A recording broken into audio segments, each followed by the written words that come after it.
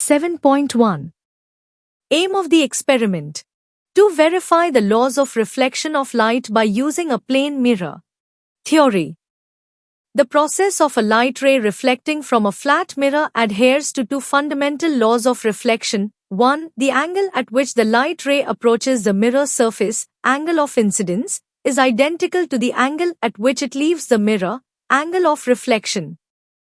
2. The incident ray, the reflected ray, and the normal line at the point of impact all exist within the same plane. Materials required.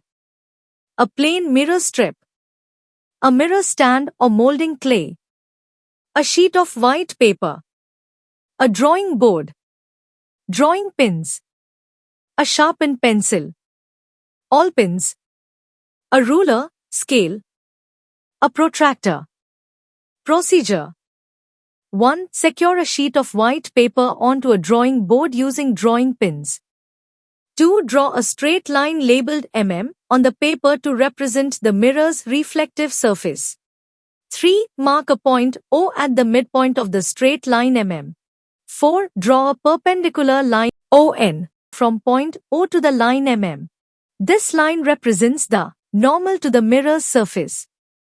5. Sketch a straight line AO at an approximately 30 degrees angle to the normal line ON. Line AO will represent the incident ray of light. 6. Set up the mirror strip using either a mirror stand or molding clay.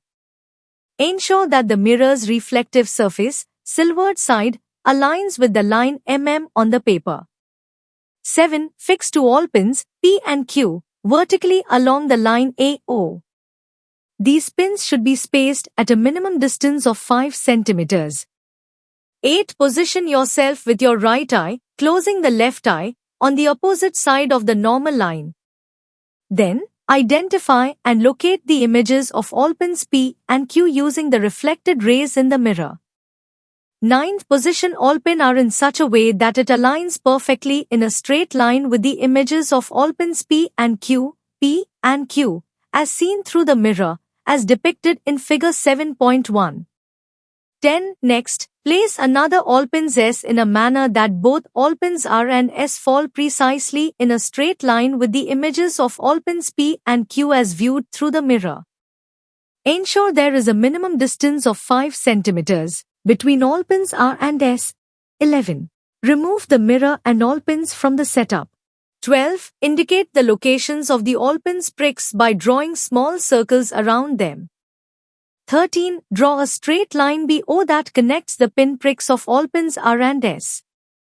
This line BO represents the path of the reflected ray.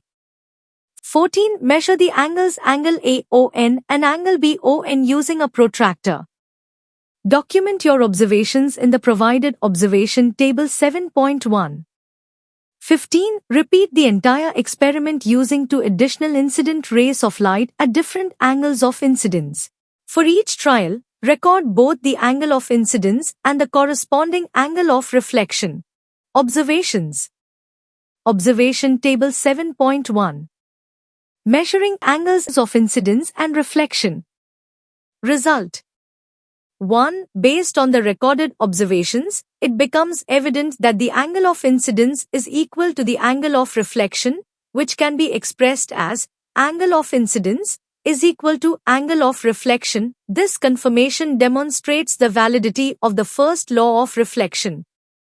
2. Examining the diagram, it is apparent that the incident ray, the reflected ray, and the normal all lie within the same plane, specifically the plane of the paper.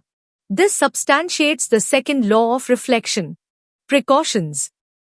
1. Ensure that the angle of incidence falls within the range of 30 degrees to 60 degrees. 2. Maintain a minimum separation of 5 cm between the two all pins. 3. Use a sharp pencil for accurately drawing the incident ray, reflected ray, and normal line.